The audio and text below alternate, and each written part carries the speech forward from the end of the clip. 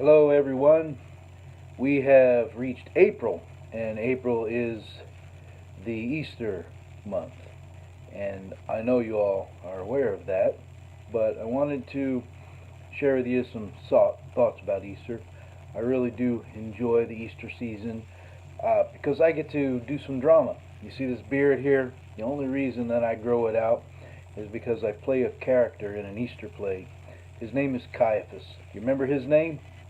He was the high priest who was set on making sure that Jesus got crucified. He wanted to get rid of Jesus because he was afraid of this man's influence over his own people, and he thought that he was going to lose a following.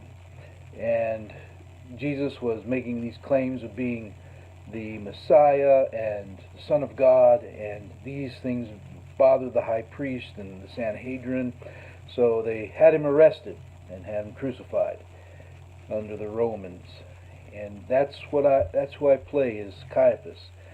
And some things that I realize about Caiaphas is he's manipulative, he's sneaky, he doesn't care about breaking the law because he thinks that he's keeping a higher law, and that is his character. So I play the villain.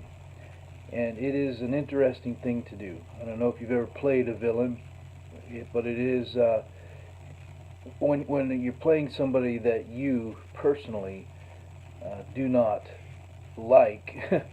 And we're looking at Caiaphas, even though he was an instrument in the hand of God, he was a bad and an evil man. And but I try to play him the best that I possibly can, so that he is portrayed clearly. He's part of the story, and he needs to be portrayed the best as he possibly can. And I figured if I play Caiaphas really well, then the audience will love Jesus all the more. So that's my main focus. But one of the things I have realized in doing this play was how Jesus really took ownership of the crucifixion.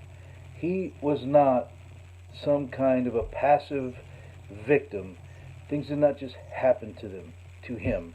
He let them happen to him. And the reason that he did is that he loved us. Like Paul said in Galatians 2:20, he loved me and gave himself for me.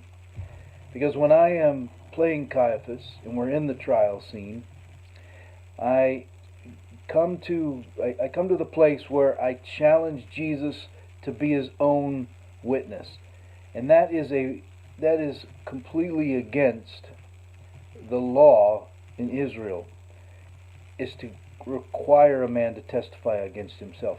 But when I ask him to do that, he keeps silent at first, and then I challenge him again, put him under oath, and then he goes ahead and he claims to be the Son of God.